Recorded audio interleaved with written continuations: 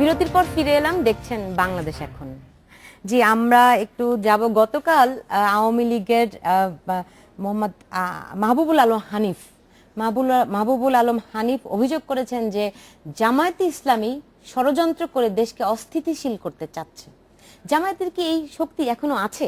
না, একটা আশঙ্কা তো ধরেন সুলতানা রয়েই গেছে যে একটা তারা অস্থিতিশীলতা করতে চায়, হয়তো তাদের সেই শক্তি নেই কিন্তু তাদের ইচ্ছার তো অভাব নেই। এবং আপনি যদি দেখেন যে উপমহাদেশের সামগ্রিক পরিস্থিতিটা যদি দেখেন তাহলে কিন্তু এই আশঙ্কাটাকে একেবারে উড়িয়ে দেওয়া যায় না। প্রথম কথা, আপনি যদি পশ্চিমবঙ্গের ঘটনা দেখেন সেখানে যে জঙ্গি তৎপরতা এবং তাদের সাথে যে জামাতের যোগাযোগের কথা বলা হচ্ছে, আর জঙ্গি তৎপরতা কিন্তু কোনো দেশ ভিত্তিক হচ্ছে না, এটা কিন্তু একটা ইন্টারন্যাশনাল কানেকশন ভিত্তিকই হয়, যোগাযোগের ভিত্তিতে হয়।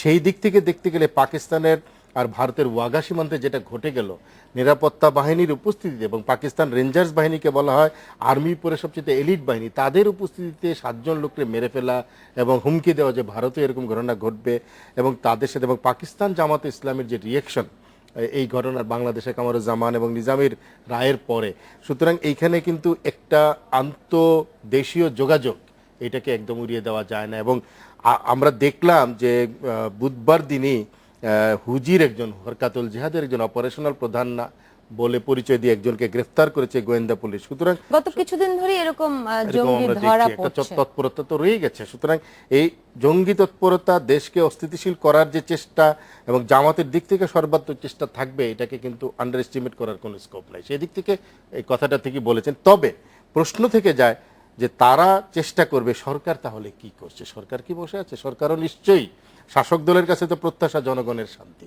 সেই শান্তির জন্য তারা কি করছেন সেইটা কিন্তু হানিফ সাহেব বলেন নাই। হ্যাঁ, গতকাল থেকে তাদের কিন্তু হরতাল চলছে। হ্যাঁ, বিভিন্ন স্থানে ককটেল তারা টুকটাক ককটেল 2-4টা বিস্ফোরণ ঘটাচ্ছে। জামাত গাড়িও জ্বালিয়েছে। হ্যাঁ, এই জামাত তো হতাশ না, কারণ তারা তো কিছু করতে পারতেছে না। আমার কাছে যে কাগজগুলো এসছে, মানুষ যেগুলো কালকে সকালবেলা আজকে সকালে পাবে, সেই একটি কাগজ আমি দেখছি তারা শিরোনাম করেছে লাল ব্যানার হেডের মতো, এখন কি করবে জামায়াত। আচ্ছা, আমি আসছি সেখানে। আপনি যে আগে যেটা বলছেন আমি রেজা ভাইয়ের সঙ্গে একটু অ্যাড করি।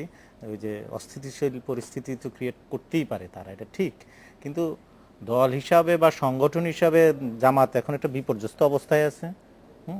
হতাশাগ্রস্ত তার নেতাকর্মীদের মধ্যে।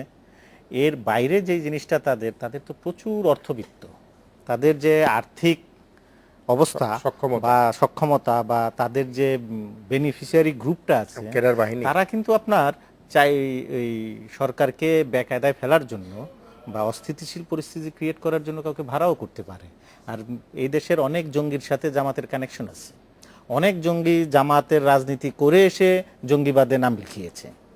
তাদের একটা মানে রুট লেভেলে তাদের যোগাযোগ আছে, এটা দেশি এবং বিদেশি আপনার জঙ্গি গোষ্ঠীর সঙ্গেও যোগাযোগ আছেন। তারা যদি চায় সে চেষ্টা যে তারা করবে না তা কিন্তু না। সরকার সেই জায়গাটা, যে প্রশ্ন হচ্ছে সরকার কি করছে, হ্যাঁ সরকারের সেই জায়গায় সজাগ থাকতে হবে সব সময়, গোয়েন্দা সংস্থাগুলো থেকে আরম্ভ করে দেশের আইন শৃঙ্খলা পরিস্থিতি বাহিনীর সবারই সজাগ থাকতে হবে।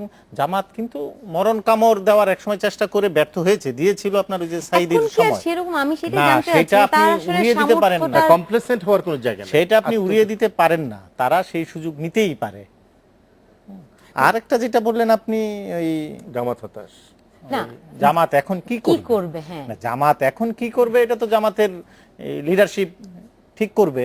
এখন আমরা তো আর জামাতের ভিতরের কাহিনী বলতে পারবো না। তো আমাদের যদি বলেন আমরা তো বলবো যে ওই 42 বছর আগে জামাত যে ক্ষমা চায় নাই, মাপ চেয়ে নাকে খত দিয়ে আপনার রাষ্ট্রের কাছে, রাষ্ট্রের মানুষের কাছে, বাংলাদেশের মানুষের কাছে একে রীতিমতো মানে হাত জোর করে ক্ষমা চেয়ে তার রাজনীতিতে আসা উচিত ছিল। তারা যেহেতু এখনো ক্ষমা চায় নাই, যেহেতু জামাতে কিছু নিউ ব্লাডও আছে আর যুদ্ধাপরাধী দল হিসাবে এটা এখন চিহ্নিত, এই দেশে যদি তারা থাকতে চায় বাংলাদেশের মানুষের কাছে করজোরে মাপ চেয়ে তাদেরকে থাকতে হবে, এর বিকল্প নাই। কিন্তু প্রধানমন্ত্রী তো যুদ্ধাপরাধীদের বিচার শুরুর পরপরই কিন্তু আমার মনে পড়ছে গত বছর বা তারও আগে প্রধানমন্ত্রী বলেছিলেন যে জামায়াতের বিশেষ করে শিবিরের কর্মীদের উদ্দেশ্যে বলেছিলেন যে তাদেরকে বাংলাদেশের যে আদর্শ এই চেতনায় ফিরে আসার কিন্তু একটা আহ্বান তিনি জানিয়েছিলেন। এটা কিন্তু শুধু প্রধানমন্ত্রী না, অনেকেই বলেছেন, আপনাদের টকশোতেও বলেছেন, টেলিভিশন টকশোতে বলেছেন। জামাত 42 বছর আগে তাদের নেতারা যে অপরাধ করেছে, জামাতের এখনকার নেতৃত্ব কেন সে ক্ষত বহন করে চলেছে, এই প্রশ্ন তো অনেকেরই। সুতরাং পিন্টু যেটা বলেছেন জাহিদুল হাসান, যে জামাত এখনো সুযোগ আছে কিন্তু বাংলাদেশের জনগণের কাছে ক্ষমা চাইবে যে আমাদের দল ৭১-এ যে ভূমিকা রেখেছে এই জন্য আমরা ক্ষমা প্রার্থী, আমরা নতুনভাবে রাজনীতি চাই। সেই করজোরে ক্ষমার ছবি বাংলাদেশের সমস্ত জাতীয় দৈনিকে প্রকাশিত হবে, সমস্ত টেলিভিশনে দেখানো হবে, তারপরে তাদের রাজনীতি করার জামাত এখন এটাই করতে পারে। কি করবে জামাত, এটাই আমাদের চাওয়া। কিন্তু আপনারা জানেন যে আইনমন্ত্রী বলেছেনও যে একটা আইন যুদ্ধ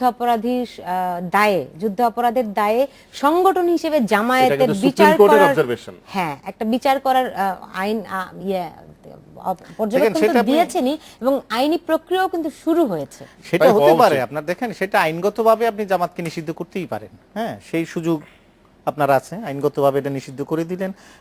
হয়তো তারা যখন নিষিদ্ধ হয়ে যাবে তখন তাদের মোরালিটি আরো ভেঙে যাবে, হ্যাঁ, কিন্তু সেই মানুষগুলো তো থেকে যাবে, জামাতের সেই লোকগুলো তো থেকে যাবে।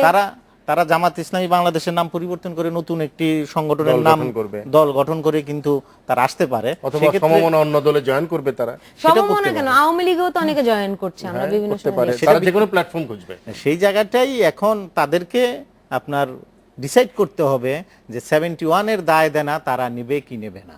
তারা যদি সেটা বহন করেই চলে তাহলে এক কথা, আর যদি তারা ওই যে বললাম করজোরে ক্ষমা চেয়ে যদি থাকতে চায়, এবং সাথে সাথে এই কথাও তাদের বলতে হবে যে যারা আমাদের পূর্বসূরীরা বা ইয়ারা ওই যারা আমাদের সেই সময়ের নেতারা যে অপরাধ করেছিলেন তাদেরকেও বিচার করতে হবে, এই দাবিও তাদেরই হবে। কিন্তু সেই দাবিকে সেই করার মানে এটা স্বীকার করার মতো কি অবস্থা তাদের আছে? সেই নৈতিকতা নেই তাদের, কারণ তারা এই যে ফাঁসির রায় হচ্ছে, কার্যকর হচ্ছে, এগুলোকে তারা বলছেন যে আদর্শিক মৃত্যু।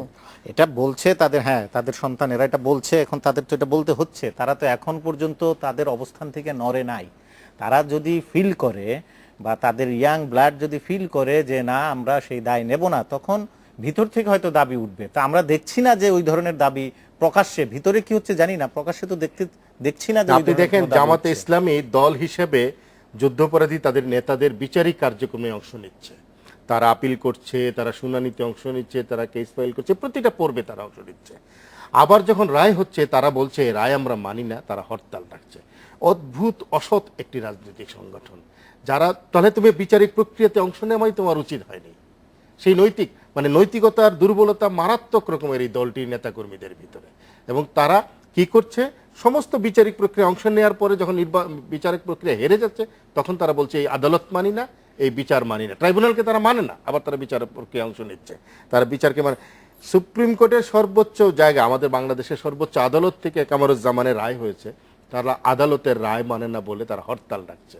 আমি বুঝতে পারি না এই জায়গাটায় তারা কি করে ডাকে, তাহলে তো সর্বোচ্চ আদালতকে অবমাননা শামিল, তাই না? না, সেটাই, তারা আদালত অবমাননাকর অনেক বক্তব্য কিন্তু রাখেন এরকম। দর্শক, নিচ্ছি ছোট্ট একটা বিরতি, আমাদের সঙ্গেই থাকুন।